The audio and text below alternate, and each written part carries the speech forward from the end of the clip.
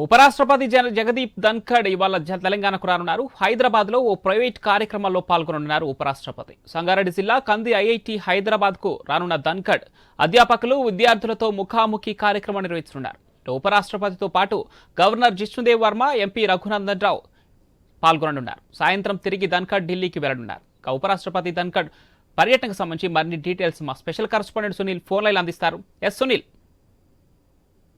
ఉపరాష్ట్రపతి జగదీప్ ధన్ఖడ్ ఈ రోజు తెలంగాణకు రాబోతున్నారు. మరి కాసేపట్లో ఆయన శంషాబాద్ ఎయిర్పోర్ట్ కి చేరుకుంటారు. అక్కడ నుంచి ఇటు సంగారెడ్డి జిల్లా కందిలో ఉన్నటువంటి ఐఐటికి వస్తారు. అక్కడ విద్యార్థులు అదేవిధంగా ప్రొఫెసర్లతో ముఖాముఖి కార్యక్రమాన్ని ఏర్పాటు చేశారు. మొట్టమొదటిసారిగా ధన్ఖడ్ ఐఐటికి వస్తున్న నేపథ్యంలో విస్తృత బందోబస్తు అయితే ఏర్పాటు చేశారని చెప్పాలి. దాదాపు 500 మంది పోలీసులతో బందోబస్తు ఏర్పాటు చేశారు.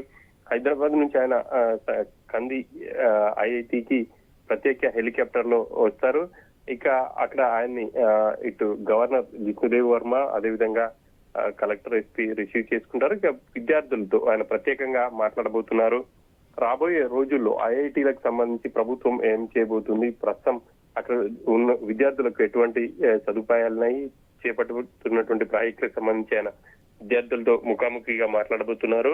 ఇక ఆయన ఇక్కడ కార్యక్రమం ముగించుకుని ఒక ప్రైవేట్ కార్యక్రమంలో కూడా హైదరాబాద్ లో పాల్గొని ఈ సాయంత్రం ఢిల్లీ వెళ్తున్నారు. రాష్ట్రపతి ఒకరోజు పర్యటన నేపథ్యంలో ఇప్పటికే వివిధ శాఖల అధికారులతో కూడా రివ్యూ చేశారు.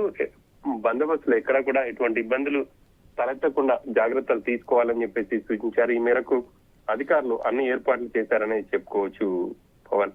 Right Sunil, thank you.